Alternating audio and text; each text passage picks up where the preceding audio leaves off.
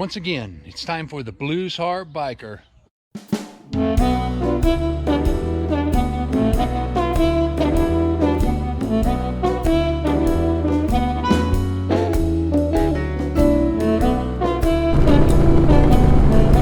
Well, hey everybody, first of all, I want to thank all my subscribers. I'm getting a lot of new subscribers every day, and that's pretty dang cool. Visiting my buddy John Shafer today. John Shafer is known throughout the Fresno music scene as one of the premier drummers.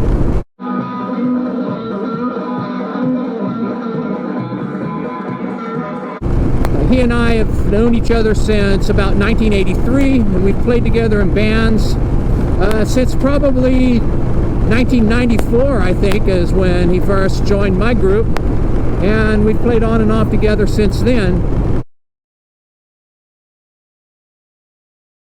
He's got a TRIUMPH T100 Bonneville, and we're going to go take a look at that. He's heavily modified it, done a whole lot to it, and unfortunately, he doesn't ride much anymore.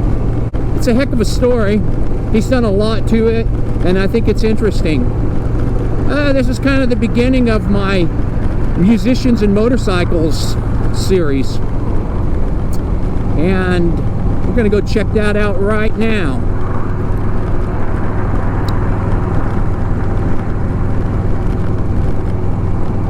All right, we're here with my friend John Shafer, and there he is. John, say hello to all the subscribers and friends of the Blues Harp Biker.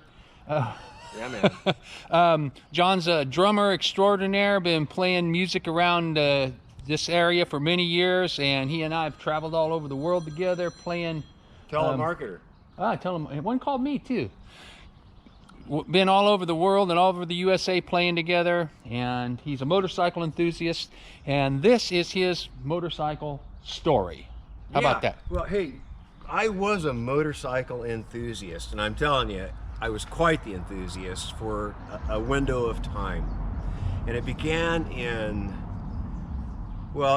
probably when I was a wee. You know, I've just always had a fascination with, speed and motorcycles. And you know, in Palmdale, where I lived, there was this hill that we would drive by on Sierra Highway, Highway 2, and there was this big hill that was every Sunday was motorcycle hill climbing. Sort of captured my imagination early on. But in 2007, I was at a stoplight, and I looked to my left and did one of those quick takes again, because it was a new issue TRIUMPH Bonneville in this beautiful gold and green color, and it just lit me up. It struck some nostalgic note perhaps, or something too. My brother was always talking about Bonneville 750s, and back when, because I'm this old, back when it was Harley Davidson, and then the British 3, Yep. But so I went home and I got on the internet to see what it was all about, and I looked it up, and it was Bonneville. This one that really captured my fancy was the Bonneville T100 in this tangerine and cream color motif. Frickin' beautiful. It was fenders, the whole thing, and gorgeous bike. And I looked at the price and I went, oh, well, I could do that. And so I went down to who was the Triumph? Harold. Was it Harold? No. Clausen? No. Downtown they had a place Wilson's. for a long time at Wilson's. Yeah. So I went down to Wilson's and walked in the door, and that motorcycle was sitting there, and I said, would you take this much for it? And I said, well, okay, we'll wrap it up, and so easiest sale that guy made all day, huh? It's beautiful. It was easy sale. A T100, beautiful motorcycle in stock form. But it ended up, let's uncover it. Yeah, sure. Anyway, I've had it out of commission for probably almost 10 years, because there was an onset that, a little too much information here, perhaps I'll be brief, but there was an onset of some arthritis when I took this gig, had to play really heavy. I noticed this arthritis, and I got on my motorcycle on the freeway, and it was just shaking on my joints. Well, anyway, so it became uncomfortable to ride, you know? Yeah. And I didn't feel like I had the reflexes to ride it the way I wanted to ride it. You know, I was an aggressive rider, though not a very experienced rider. I like the edge, that's all. Yeah. I had a lot of fun on this motorcycle. So the first thing I did to change my beautiful stock T100 tangerine and cream is I bought a chrome manifold cover, because the original was this gray color. Right. So I got the chrome and I put that on, and once I put that one piece of chrome on, I couldn't stop. Yeah, let's look at it. It ended up like this. There it is. So it's a dusty mess. And, Yeah, it is. I much regret that. You have shamefully neglected this piece of machinery. It's a beautiful motorcycle that I've invested good money in, though it's not beyond, you know, it's just dusty. It's quite dusty. Sure. And let's check it out here. It's been sitting a while. Nah. Did you catch a buzz off Smells like a that? paint store. Did you catch a buzz off that? No, it's not gasoline anymore.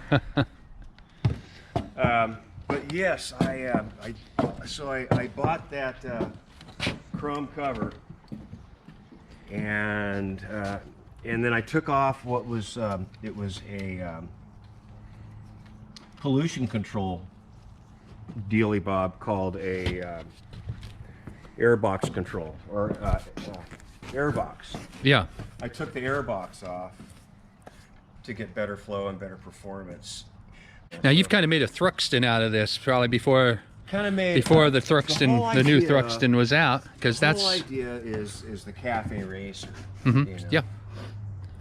A nod to the British great motorcycle tradition. Sure, sure. The 59 Club. So, yeah, it's ton-ups. Ton-ups, you know. rockers. So I've put, that's a LSL brand instrument cluster. These are called Norman Hyde M bars. Rather than your position otherwise is up here. Sure. Headlight brackets are changed. I ran it a long time without fenders. Yeah. I put the short fender on when I put on this cafe seat, tail end. These are high performance shocks. Upgraded the front shock tubes as well. And this thing, on. this stabilizer. That's a stabilizer. Yeah, you ever get a death wobble going? No, I never got a death wobble going, nor did I think I would ever really want to go fast enough. Again.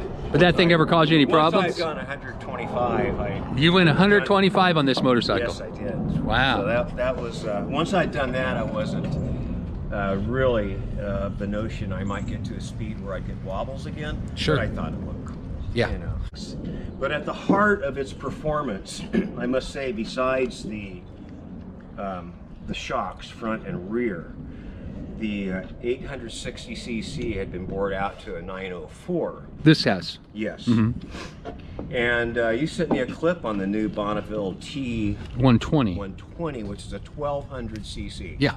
This was an 860cc. Yeah. It produced 63 horsepower. Yeah. But I bored it to a 904. Well, I didn't. I had it done, of course. Yeah. To a 904. And you drilled those holes in it there to take some weight off. Oh, that's kind of a silly thing. That's, again, that's a nod to the tradition of the street racers in Great Britain. And you sent me that clip on the 1200. Yeah. Which produces 85 horsepower off the showroom. Sure. With 1200 cc's.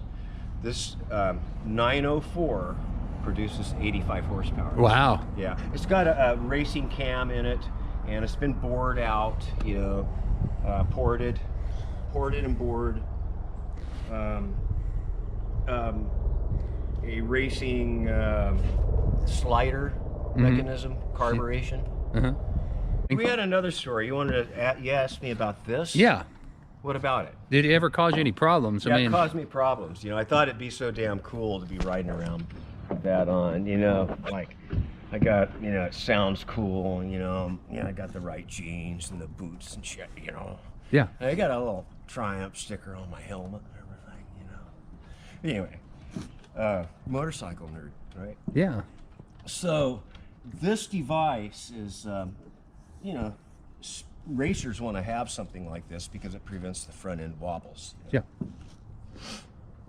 But it's got a mechanism here, a fastening position here that had loosened when I was at a light, ready to make a right turn, and part of this mechanism dropped down to where after I made my right-hand turn and then it fell, it wouldn't allow me to return my steering wheel Oh shoot.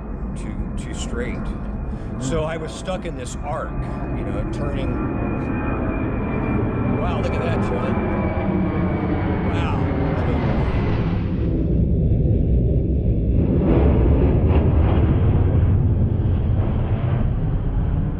All right, that was nice. Yeah. So you were stuck in this arc. So I'm making my turn and I can't straighten the wheel, so I just had to ride it up onto a curb and plop. No damage done, but it was pretty embarrassing. Oh man, I have a similar story to that. I used to have, when I was 18, I had a Suzuki 500, two-stroke, and I was riding with a friend of mine. We were, you know, kids used to cruise, right? You know, they used to like cruise down Belmont. Yeah. And then when the police stopped that, you used to go over to parking lots over, you know. And so I was cruising along, looking cool. Yeah, North Fresno. I was cruising along, looking cool, and I went to put my foot down, and I couldn't put my foot down, and I was coming to a stop, and every time I tried to put my foot down, the bike would pull over, and I'm like, what the heck is going on? So all of a sudden I started wobbling back and forth and back and forth, and I'm like, what the hell? Speeding up a little and slowing down a little, and I'm like, what the hell? And I looked down, and my pant leg had gotten stuck. The Kickstarter had gotten stuck between my pant leg and my boot, you know, and I couldn't. Every time I go to pull my foot down, it was pulling the bike over because the Kickstarter was stuck in my pant leg. So I just lifted my pant leg up, lifted my foot up off of the Kickstarter, and I was able to avoid dropping that bike. I mean, you know, It's funny until you get hurt.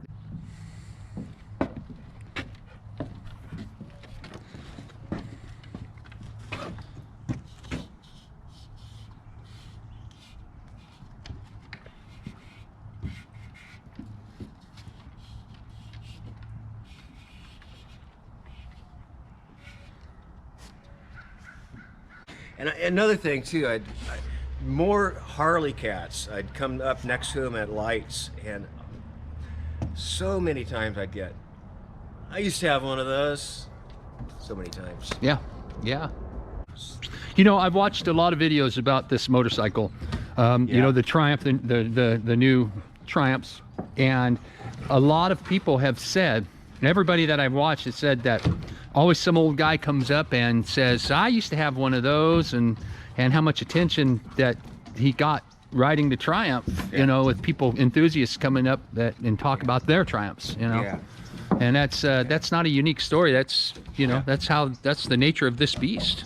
Yeah, it does strike a nostalgic note, you know. Truly, you know, the James Dean, iconic James Dean Triumph. Yeah, Marlon Brando, the Fonz. The Fonz rode a Triumph. Steve McQueen. Steve McQueen. Yeah. Yeah, that's funny. The Great Escape. He stole a German motorcycle from the Germans, right? And it was a Triumph. Yeah, they knew it was good. When in reality, it probably would have been a DKW or a BMW, you know. But so. All right, man. All right, man. Well, hey, thanks a lot, man. It's been a gas. Yeah, it's been a gas. Beautiful motorcycle. You should get it running or something. Yeah. Or sell it to me. Yeah, I'll sell it to you or anybody else. All right, there you go. There you go.